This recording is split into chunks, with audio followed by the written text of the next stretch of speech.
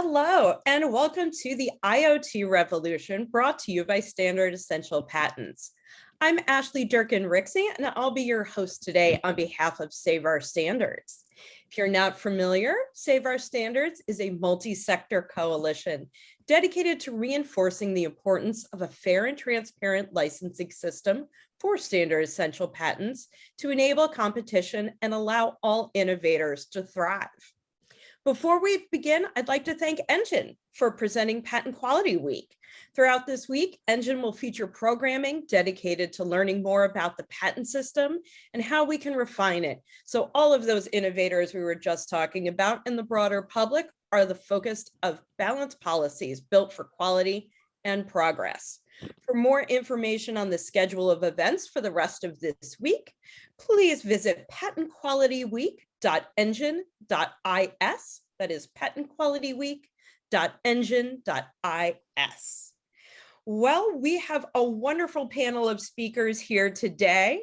So I'm going to kick it off by asking them to introduce themselves and tell you a little bit about their interest in patents, SEPs, and patent quality. So I will turn it first to Alex Moss. Hi, my name is Alex Moss. I'm the Executive Director of the Public Interest Patent Law Institute, and I have a long-standing obsession with patents and with standard essential patents in particular. Patents touch every aspect of our lives, and our organization works to help people who face problems with patents and to help get more information to the public about the patent system and how it works, to do research on issues that are of interest to the public, and to push to make the patent system do its job better. Thanks, Alex. Stephen, how about you next? Hi there, thank you. I'm Stephen Forte. I'm based in Menlo Park, California, and I work at a company called Fresco Capital, which is a venture capital fund that invests in early stage startups. And these early stage startups are typically using a lot of these standard essential patents and not even knowing it. So it's an interesting topic for us to get involved in. And Bryan.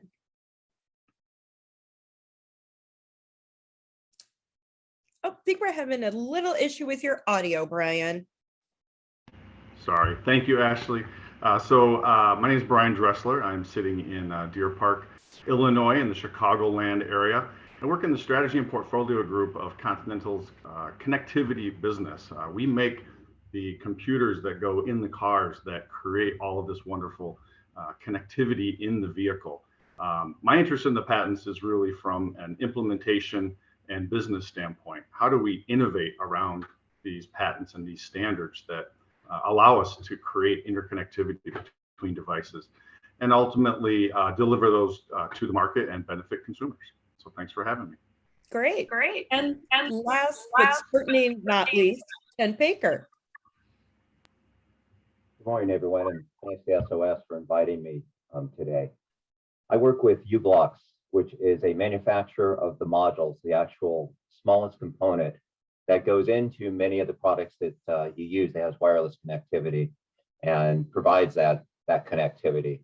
Now, as far as standards, I know both sides of the game. I started with Qualcomm years ago when standards were much less of an issue than they are today, and then spent some time over at Palo Alto Research Center, which is renowned for many of the innovations that came out of the R&D centers or the laboratories, and we were able to get into the marketplace.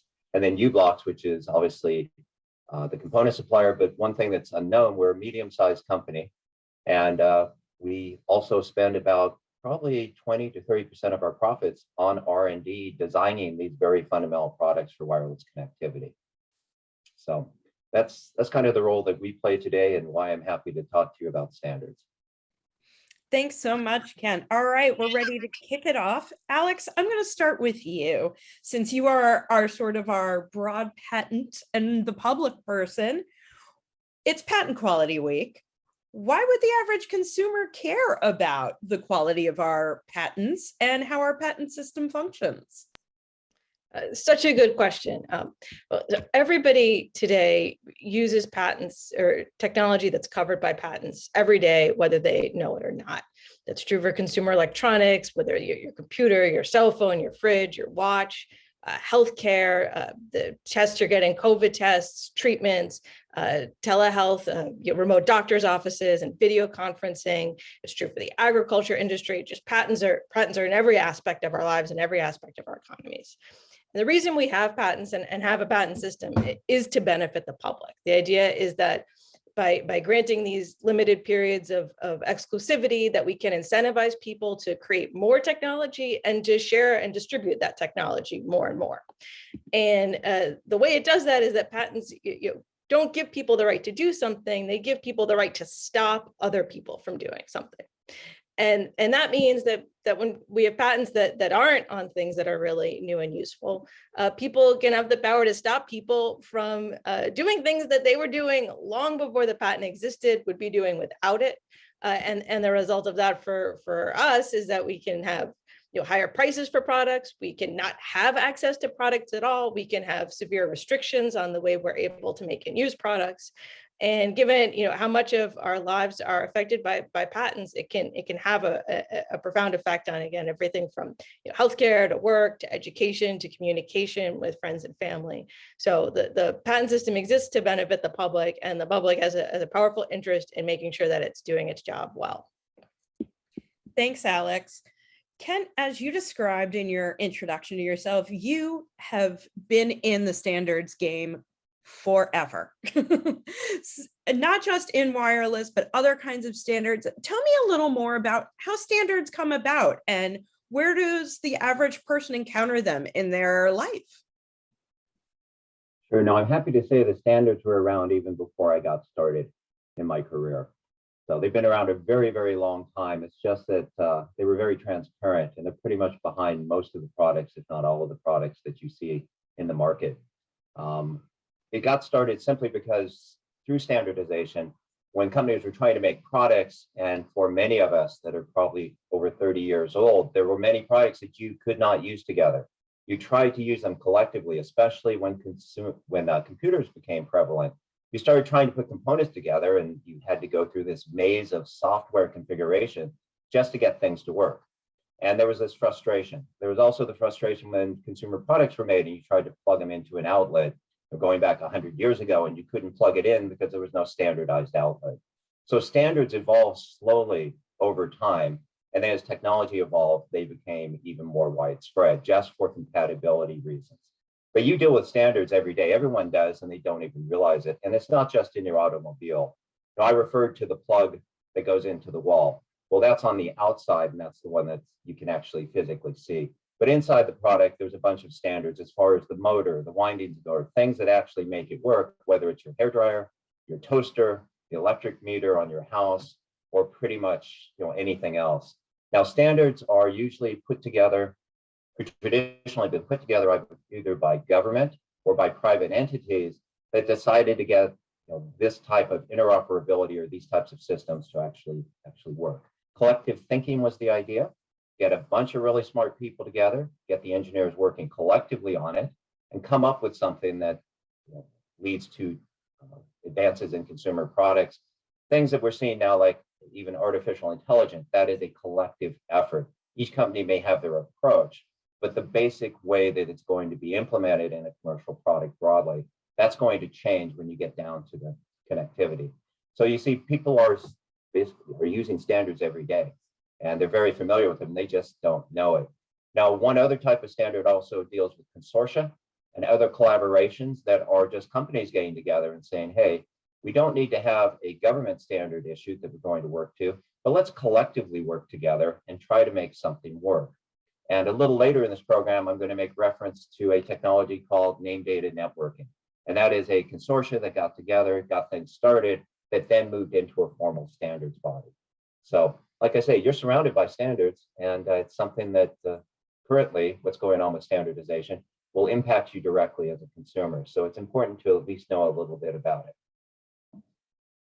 Thanks, Ken. And one of the things that we've talked about and alluded to a little is cellular and wireless standards. And with the rise of the Internet of Things, it seems everything connects to something, to communicate to something using wireless networks these days. But Bryan, I think one of the most interesting things about your career is you started with Motorola, when it then became a part of Continental. When I think of Motorola as a 90s kid, I of course think about my Motorola two-way pager, and thinking of it as a cell phone. So how did cell phone and wireless communication standards end up at a place like Continental? And how have vehicles really turned into sort of these hubs for communications over the last few years? Yeah, no, so I'll date myself. I joined the Motorola at that heyday point of the two-way pagers and the cell phones. That was the greatest thing about joining Motorola right out of college, was these fancy little pagers with keyboards, and we thought that was the be all end all. Fast forward from that point, and not too long after that point, in the mid 90s, Motorola, although a big telecommunications company, had an automotive division where we were a leader in the embedded electronics that deal with all the electronics in the car. And the interesting thing about the heritage is that we actually poached some wireless engineers from the cellular phone locations in the Chicago area and pulled them into our automotive location. And we grew this cellular and communications knowledge right inside of our automotive group. And so we're really fully integrated with all of that expertise. Those early 90s and late 90s, where we started with the Ford Rescue and did the first fully integrated OnStar system, was really where we sunk our teeth into telematics. And from that point forward, you're right, it's been an amazingly interesting journey with lots of new features. And of course, there's the convenience features and concierge features, services that cellular wireless connectivity brought into play. But there was also, Bluetooth low energy has come into play. You've got that technology being used for key fob access, along with near field communications, being used for device connectivity, bringing your phone into the car and integrating your personal life, your phone contents into the car more easily. So yeah, it's been just an amazing amount of wireless connectivity in cellular, but also outside of cellular. And so there's been a rapid evolution of adopting more and more of this technology. And I think to bring it to, something we all experience every day as drivers, the intelligent transportation systems that are brought about by all of this connectivity really provides a broad range of examples of how wireless technology is being integrated. And I'll talk maybe a little more about some of my favorite new enhancements, which are really about developing safer cars and traffic management and environmental solutions to help the environment as well. This includes vehicle to everything, V2X, and one technology in particular that is in the forefront of these examples is the things we're doing around advanced driver assistance systems, where we're taking that wireless connectivity and we're adding value on top of that by bringing in sensors, cameras, radars, to develop things like crash avoidance systems to prevent the accidents and help protect a vulnerable road user at intersections, and extend this capability to improve efficiency of moving people and their goods more safely from one place to another. Thanks, Bryan.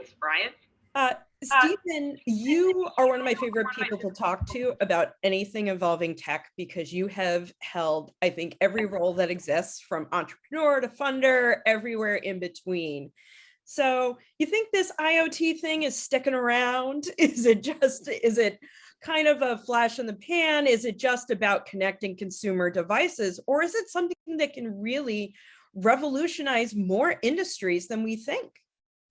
That's a great question. And, from the luxury of having such a long and involved career on many different roles, you get to watch the evolution and then compare things like IoT to the evolution of mainframes or the internet or the web and things like that. So plotting a similar course, if you looked at just the dot-com era to kind of complete your thought, the dot-com era was consumer first. It had its, it had its crash, and then it had your enterprise adoption, right? And then the consumer was dragged along with it, right? You see that in crypto markets today and things like that. But IoT definitely follows that strategy as well, that trajectory as well, where on the consumer side, pretty much IoT is everywhere. everywhere now. You don't even see it or think about it. I mean, like, my 75-year-old parents have smart bulbs in their house because my mom likes to be able to change the color. It actually started because she just wanted to change the wattage dynamically during the day, right? Because of her eyes, right? So very, very simple solution. And then once they find out it's that easy to have a hub in the house,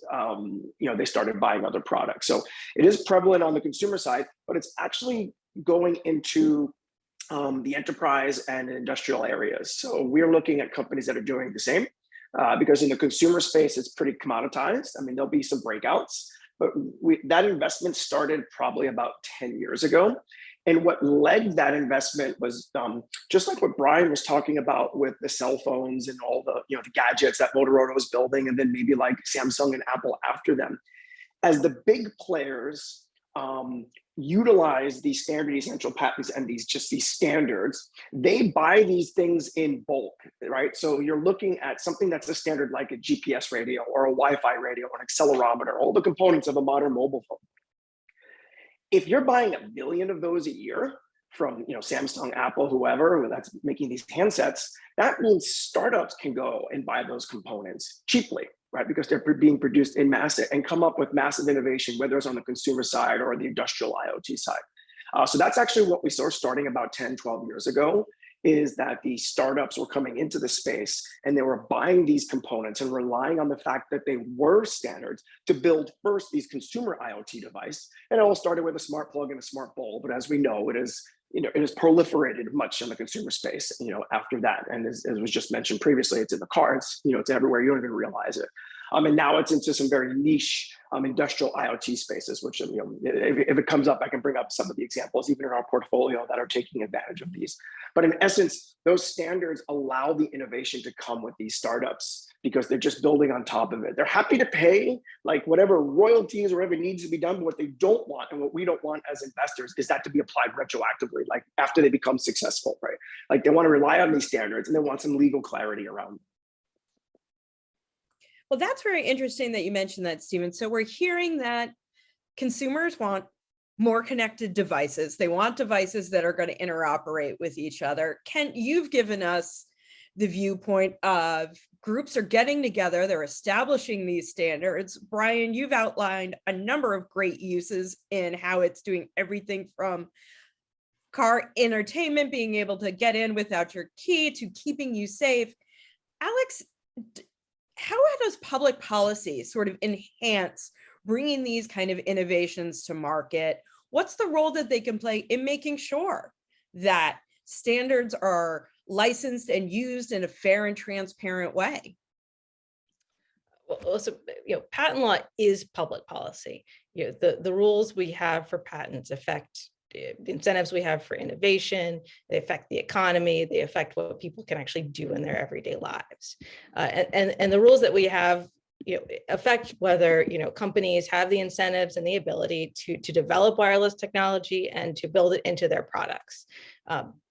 Because patents give their owners the right to stop people from using technology, the companies that own standard essential patents have an enormous amount of power to stop people and companies from using technology that's standard, or to raise prices for it, to create uncertainty about whether they're actually going to be able to use it, or whether they might face a massive lawsuit after 6 years of doing so. And so to prevent that from happening and make sure that we have fair and reliable and clear rules that actually incentivize development and use of this technology that so many people need and want. Two things need to happen. We need to have the patent office that's actually granting patents that are on things that are new and useful and don't cover things that the public already has access to, or that other patents already cover. So which creates these patent thickets. But it's also crucial that the government apply laws like antitrust and competition law to standard essential patents and to markets for standardized technology. And the fact that patents give their owners the right to exclude people from using their technology doesn't give them an exemption from the laws that we have to make sure our economy and innovation is working in a way that benefits people. It's surprising to me as someone who is, I'm the consumer here. So I'll be the audience surrogate. So I'm always surprised that licensing something as seemingly inconsequential to me as licensing an SEP can impact a product coming to market just as much as the idea itself. Can you talk a little bit about where some of these difficulties are and how they may get passed on to the consumer?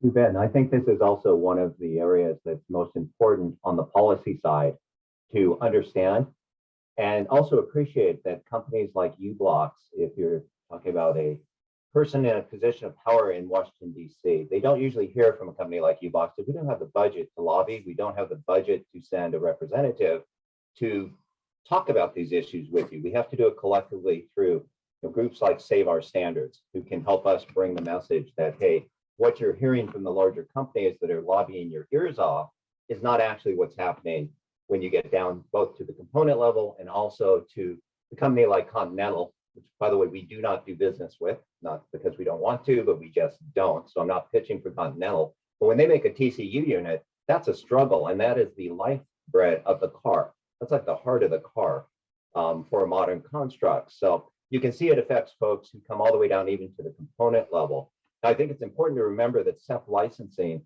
has a larger impact than most people believe, and that impact is directly on the economy because large companies have the ability and the cash flow to use a variety of legal methods, such as injunctions or anti-suit injunctions, various different methods, or even bringing a lawsuit against a startup company that basically can shut down a product, even making it into the marketplace. As Alex said, patents in the US system mean that you have given someone the right to use it when you license. If they don't have the license, you have the right to stop them from using that particular invention. Well, now with standard essential patents, traditionally it's been that you always had access to the standard essential patents. And the patent holders would go ahead and offer them both to component manufacturers, end product manufacturers, whoever asked for it. But in the last few years, it appears that we have a new version of it, which is, no, I don't have to license to anyone who wants it. I don't even have to have a discussion with you. I can just tell you to go away, and I'll go to the end product and license them. And then you, as the person who makes the component, you're covered too, because we'll give you a trickle-down effect for the patent coverage. Well, I hate to surprise folks who aren't aware of this, but that does not work for us. It does not work at the component level because when we design something at the component level, we are designing it for a particular application. And this is where our R&D dollars are spent. If Continental came to us and said, could you design this particular module for the unit we're doing? We have a robust discussion, but we are the experts in the connectivity, whether it's GPS, whether it is cellular, whether it is Wi-Fi. We can integrate that and make it work for the desired item that they're making that's going to go in your car. That will be different if we go over to Bosch, a competitor of Continental. That'll be a different design. So my point is, the fact that we have the Continental might be licensed or that the end product manufacturer is licensed means we can only build to their design spec. That's not how R&D dollars are spent. We come up with the idea on how to do the design, which then can do slight modifications, but we don't do that original design if we can't get at least some security as far as the patent rights. Now, let's get even simpler here. Let's just talk about a wireless monitor that happens to sit in your power meter. Sits there and keeps track of your electricity. And for those of you who don't know it, there is no one who comes around and reads your electric meter anymore. It's all wireless connectivity and it's sent and the data is collected and your bill is automatically generated. There is very little human interaction in there. Now, if we can't get a license to that patent that underlies the ability to put that in the smart meter, and the smart meter company is able to get a license, but it's at a very high or at a non-FRAND rate. It's not fair, it's not reasonable, and it may not even be non-discriminatory. You as the consumer actually end up paying more because they will ask us to build the module. If we say yes, it'll be a one-off, which increases the price of the R&D that goes into it to supply the module to them, which increases our prices. Then they have to charge more for the meter when they sell it to the electric company. And the electric company will then quietly as operating costs, tap you on the shoulder as the consumer and recover their cost, which is only fair because they're bringing the electric meter to the house. They're trying to be more efficient. There's a green angle to this also because you don't have automotive emissions being created by a person going out collecting data.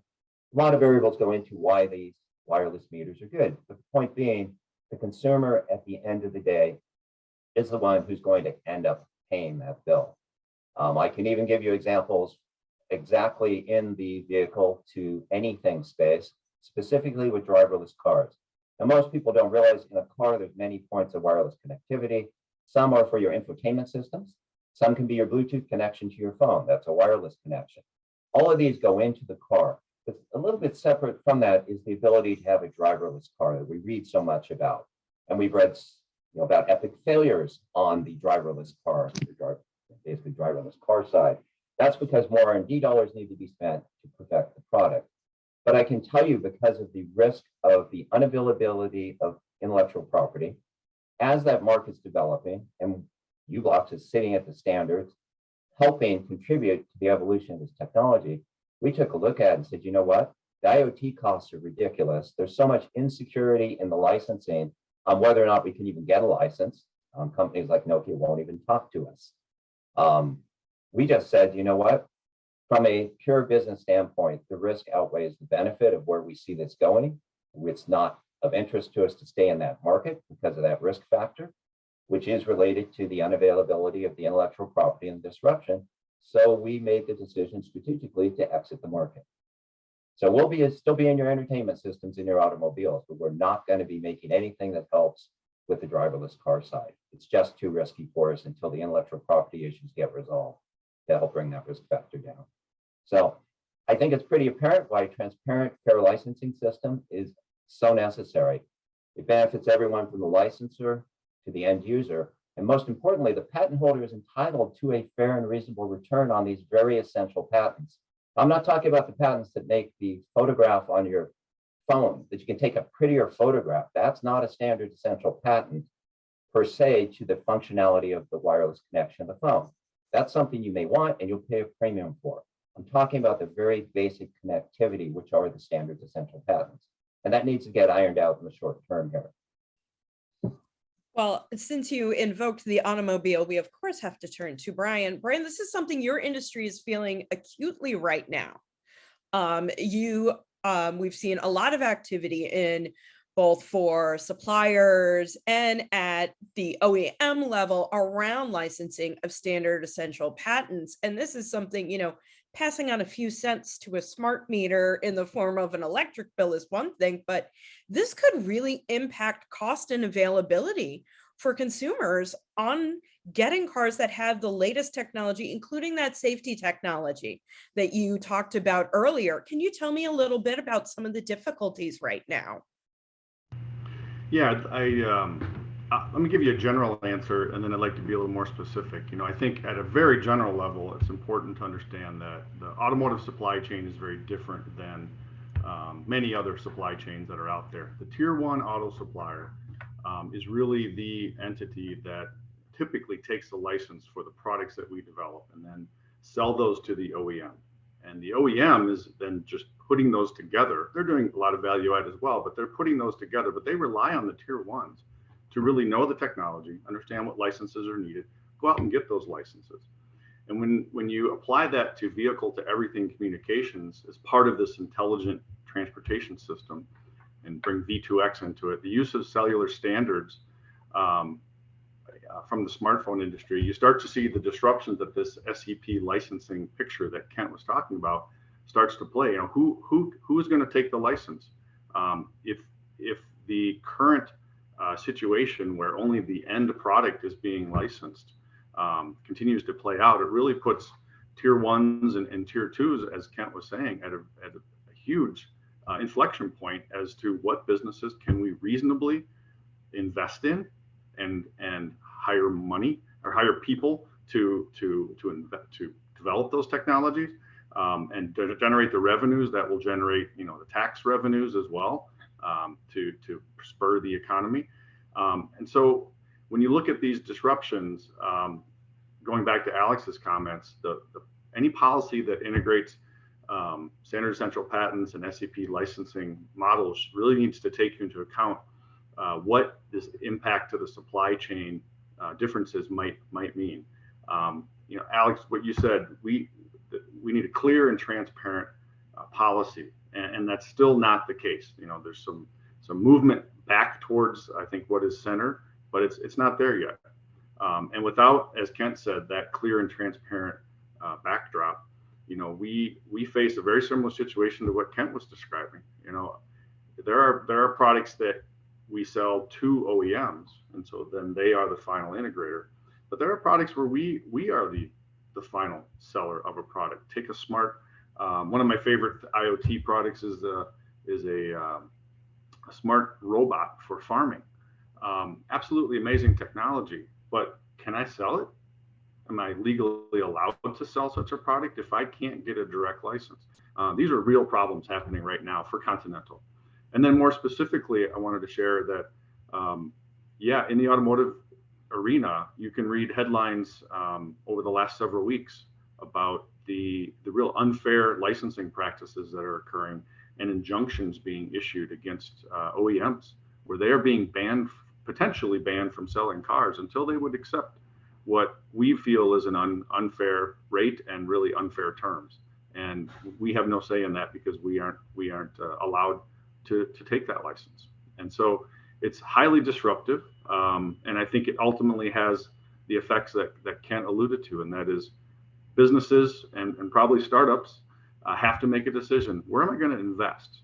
And if they choose not to invest in something, it's impact to jobs, it's impact to consumers who are missing out on potential innovations going forward.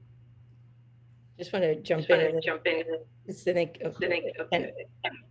Ken and Bryan both. Do I have an echo? I think you're okay now. Go right ahead. Thanks. Yeah.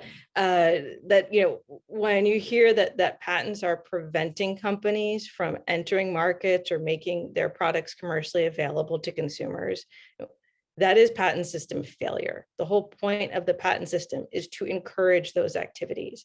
And when it's doing the opposite, that's when something desperately needs to change. And if you had a government agency that was making regulations that was having these kinds of effects, people would be outraged. But that's exactly what's happening when the government grants patents and then doesn't enforce the law to limit them appropriately when they're coming out, and then doesn't apply the rules of competition and antitrust law appropriately to make sure that they're being licensed fairly. This is really a problem that's being created by agencies that can do better. And Stephen, you're nodding along because as a funder, as someone who works with a lot of startups and small businesses, this is a risk you have to think about is there a component of this great IoT innovation that they're bringing me that could change, a lot of things like an agricultural application or something that's going to help with more sustainable manufacturing. It can be a great product, but it can be, single-handedly taken down by a license. As a funder, how do you think about these things and talk to them about some of the startups that you encounter? Yeah, so Alex and Bryan are describing one of our biggest fears, which is that retroactively a company that we have funded is being hit with a patent. And I've had that happen to me as an entrepreneur, so I know exactly how it feels, and I have the legal bills to prove it, right? With that. But more importantly, is just to give you a quick level setting, because I don't think everyone who's listening right now might actually know how venture capital works, insofar as, yes, we take other people's money, we invest it into startups, and then when those at a low value, right? And then when those startups, buy low, sell high, right? When those startups become big, we take our money out and we return it back to those initial investors. Sure, that's the case. But then what I just described is we have to invest in these earlier stage companies. So there's not a lot to go on a lot of times. It's a lot different than if you're a stock picker and you can read all the data that comes out of the SEC when they file their quarterly earnings or all the public data on the earnings calls. So you have to then look at the risk and divide up the risk and make judgment calls. So we're constantly looking for ways to mitigate risk. And I'll make the analogy, and I think I might have mentioned just before in a previous panel, is we as an industry did not invest in digital health while we were waiting for the Affordable Care Act to be written and then codified into law. And then we took a little blip in the Trump era when there was some movement to repeal it and replace it with something else, because we were waiting to see what that would actually look like. And it was like a little bit of a pullback. But I believe no one really believed that it would be completely repealed, which ultimately it wasn't. So we, as an industry, did not really invest in digital health. And then after the rules came out, there was an explosion in the digital health space because that risk was taken off the table, the regulatory risk. There's a million other risks that you can face. I believe the same thing is happening with cryptocurrencies. You start seeing more established players are entering the market as the government is talking about regulating cryptocurrencies and blockchain.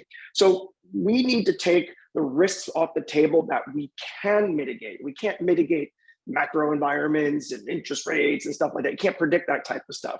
But if there's looming legislation or there's looming this, looming that, you usually wait till that comes out. So if we start entering an environment where the government is, by not enforcing the rules, and these companies, and now you have this almost what I call like the retroactive patent enforcement. Basically, companies successful, so some upstream patent holder has their hand out, and in reality, it's a shakedown, right? Because what they do is they will offer to settle at pretty much like $1 or less what it's going to cost you to litigate it, right?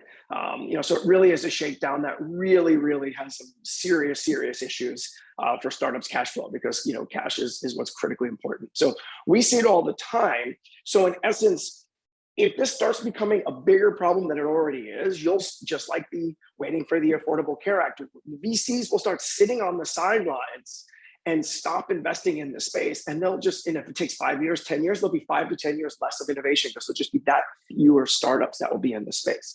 And then with the less innovation, that innovation builds on top of innovation, right? So some of these standards started, as I said, it was really kind of like, it was almost silly, the smart plug and the smart bulb, 10, 12 years ago. But now we've got this plethora of amazing products and services, right? So it's it could really stifle innovation, as well as the job growth that's associated with that. So we have a little bit of movement on that front from government. I'm glad you mentioned that. And I think where this generated from speaks to the importance of it.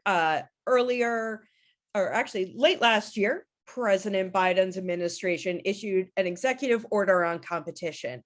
And as part of that executive order, it asked the U.S. Department of Justice, the U.S. Patent and Trademark Office, and the U.S. National Institute of Science and Technology, or is it Standards and Technology? Someone smarter than me will correct me, but to finalize a draft policy statement on SEP licensing to get it back to a more fair and transparent licensing system that's going to benefit businesses of all sizes, no matter the industry that they're in. And this was part of something very big about getting our economy moving, coming back to US innovation. So I'd like to open it to all of you.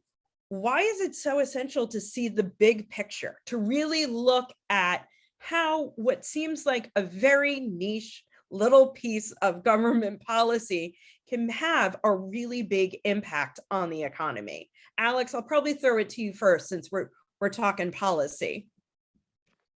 Well, I mean, I think standards in particular work and are designed to be invisible to consumers, right? The whole point is that it creates frictionless interoperability. And so it allows consumers to make choices that are, who wants to go buy a cell phone based on which other cell phones it can communicate with, right? That you want to be able to rely and not think about the fact that you can call anybody. Doesn't matter if they have AT&T or Verizon. And so, I think it's important to realize that, the visibility of standards to consumers is completely disproportional to its impact on them.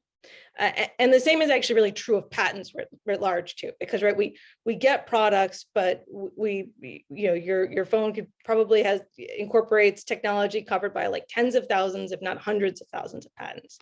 But there's no visibility of that at the product level. So I think it's why it's great you're doing this event and that we're having Patent Quality Week, because it's really important that people talk about and realize that these things we don't see are actually having an enormous impact on our lives. And the patent system, it's an example where small rules can make a huge difference. Like Stephen was just talking about this issue of patent owners, waiting until a company has generated money and is succeeding to come and sort of, sorry, that's my dog is objecting to this. Passionate about standards. Very passionate, like it's all worked up. But which is the norm, right? People usually actually don't sue companies before they're successful. They wait, maybe they are just about to break through and then they come. And part of that, is the law we have. We grant patents for 20-year terms, which is an incredibly long time, especially in the high-tech sector. And we think about the, 20 years ago, that's 2002, and I don't even know if the smart bulbs were a joke. They certainly weren't the norm. And so there's a real misfit between how long patents last and how long technology lasts.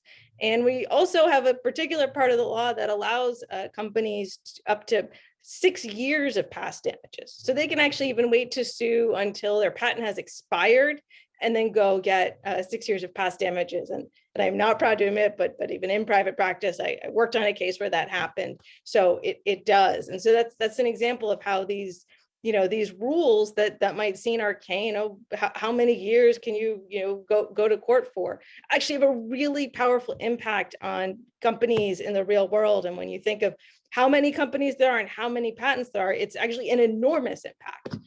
So it's absolutely right to think that to realize that, patents might seem arcane and these rules about law and how you can bring lawsuits might seem like, oh, this is for, a bunch of kind of, square folks in a room to talk about, but they're actually things that affect, every aspect of our lives. And one thing, is that, what we don't see is the innovation that we don't get because of these rules, right? Even more invisible than the things we have that are affected by them are the things we missed out on.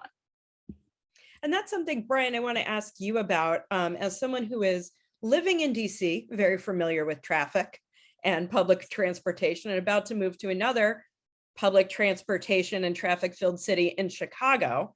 I have been waiting for IoT to really make transportation and mobility completely change. And I've heard about all the promises of smart traffic management systems, knowing better times for when your train's going to come and it being able to communicate it to your car. So you're driving to the metro on time and don't have to wait 20 minutes.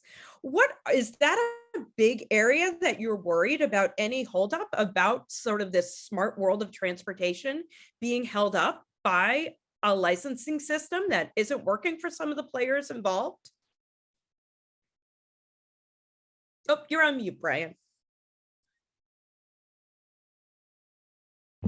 There, double unmuted. Yes, it's a real concern, and it's here right now, and it's here in different pockets. One particular pocket is V2X, right? Whether you think that cellular V2X or 802.11p is the right technology for vehicles talking to each other, put that aside completely. We see that the FCC is going to be ruling on reallocation of spectrum, and that'd be great whether it goes one way or the other. But if it goes the way of cellular V2X, now it brings right back into play the availability of, can I get a license for implementing cellular standards that will allow me to bring products and innovations into the car that rely on cellular to create the car-to-car connection. So now if I'm a startup and I'm going to go create some really cool products because now we have a standard for cellular V2X, now I've got to pause, right? And not that it's just because of cellular, it could be any technology, but this particular licensing abuse that's happening in the holdup around cellular standards now really impacts the decisions of innovators, startups, and even big companies like Continental. What are we to do if we can't get a license, and what do we do next? So yeah, it's here right now, and so then that is a deterrent or slows down the new features that you can realize with car to car, whether it's pedestrian safety, collective perception messaging of all the cars sharing data back and forth in a real-time fashion to prevent accidents and help consumers. And so I think, Alex, you said we never know the innovations that we miss out on, and I think that's a great example of, you know, all that data and all that communication that can occur just needs innovators to be able to get the fair licenses and go do what they do best. And Kent and Stephen, I know both of you have some great examples sort of about the sustainable uses of IoT applications. Kent, I'll start with you. When we're talking about the innovations we may not know about, you know, everyone is looking to see, how can I make my business more sustainable? It's something that consumers care about deeply, and there's a lot of applications in the IoT space to work on that. Could more sustainable technology be something we miss out on if companies can't license the SEPs that they need? Yeah, absolutely. I mean, Stephen touched on this from the investment side. And when I was at Palo Alto Research Center, and we were trying to bring some innovations out of the lab into the marketplace, of course, we sought partnerships with other companies because it was an R&D facility. And then people like Stephen, whether it be through a fund or through even private equity, we had to get the money to put the business plan together to bring it out. And what I saw evolving over time was, at first in the presentation to someone like Stephen, to basically hook you, sell you on the idea that this was the next new thing, it was the greatest thing, going to revolutionize the world. It used to be a focus on what that product was. But over time, the question started coming up, okay, and what's the patent background? What are the patent rights you have? And then there was a better understanding on the VC side about, all right, standard essential patents separate from the product enhancement, the quality patents that differentiate products in the marketplace. And there was this deeper understanding. And what we saw was some really cool products that were coming out couldn't answer the question about the standard essential patents, because that was a wild card. You could not come up with a reasonable estimate that you could go to Stephen and say, well, here, this is what we think. We think it's in the range of 2 to 3% of our product price that we factored in. And this is how our projection is, this is how it works. Now we have to come up and say, well, we're not sure we can get a license. And then of course, Stephen will scratch the back of his head and go, so you're basically telling me you might not be able to launch the product. Yeah, I'm going to invest in that. Right, Stephen? Exactly. I was actually scratching my head because I've actually had that conversation, unfortunately.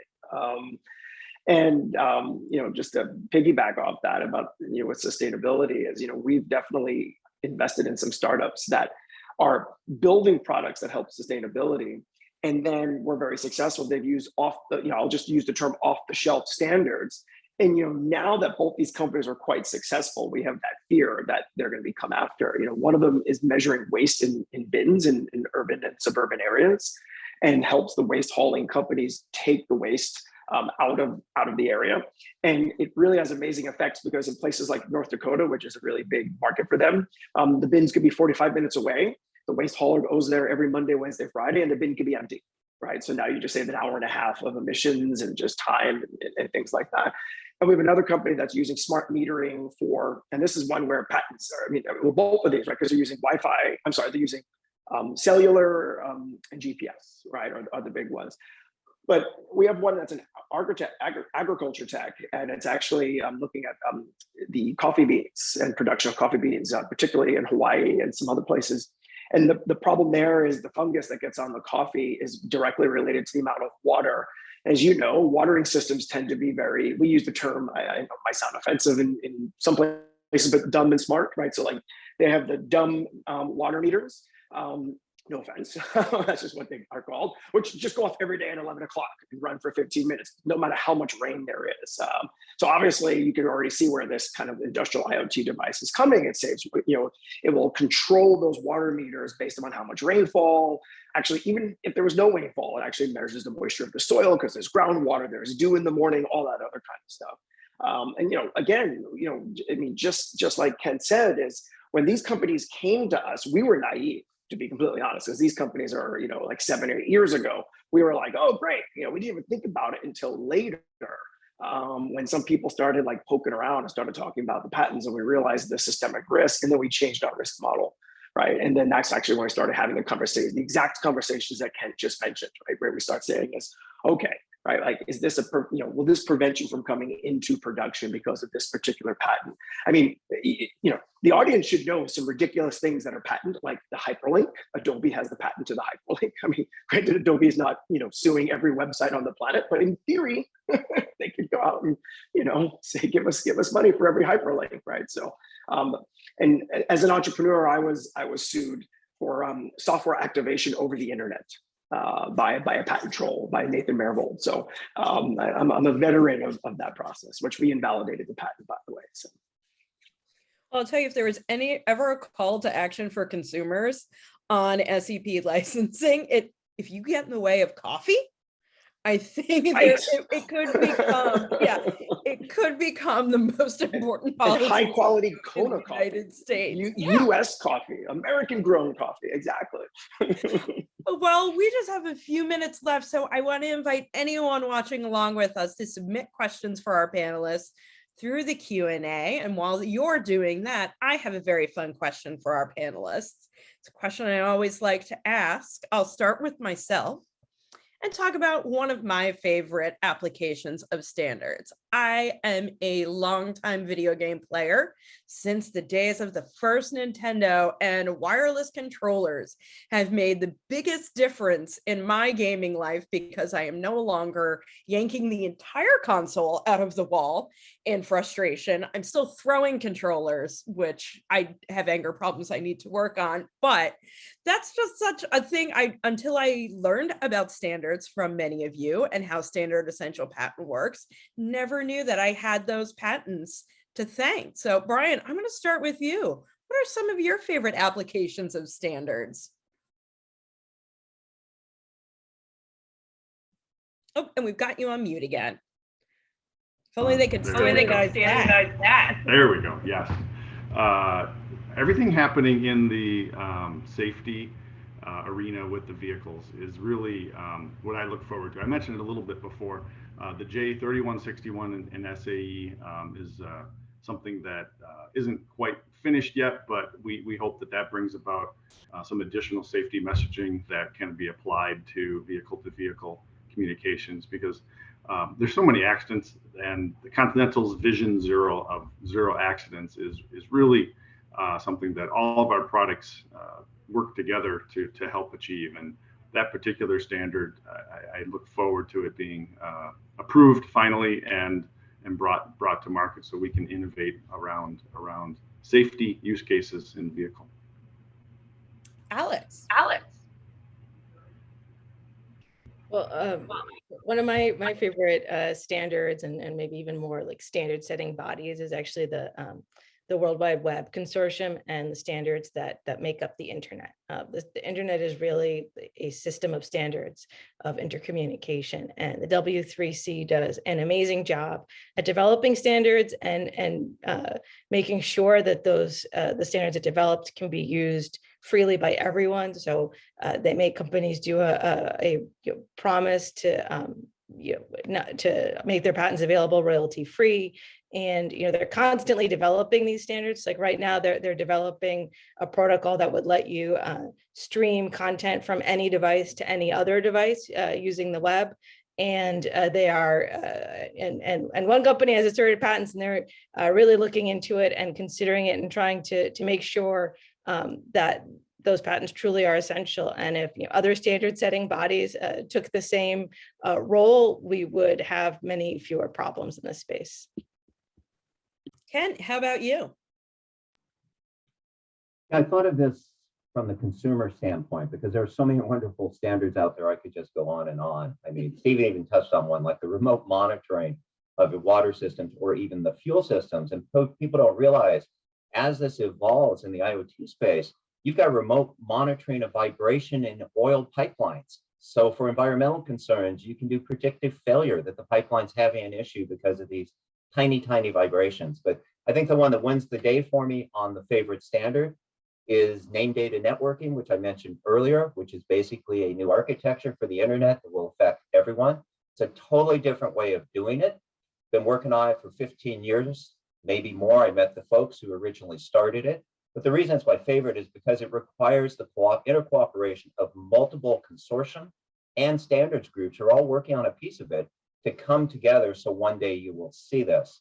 It's a slow rollout because no one wants to pay for architecture, backbone. There's no great money in it because it's something that's kind of in the ether. It just works more efficiently and it is much, much more secure. And you'll be amazed how much faster things will load when you're streaming something, especially with the high volume.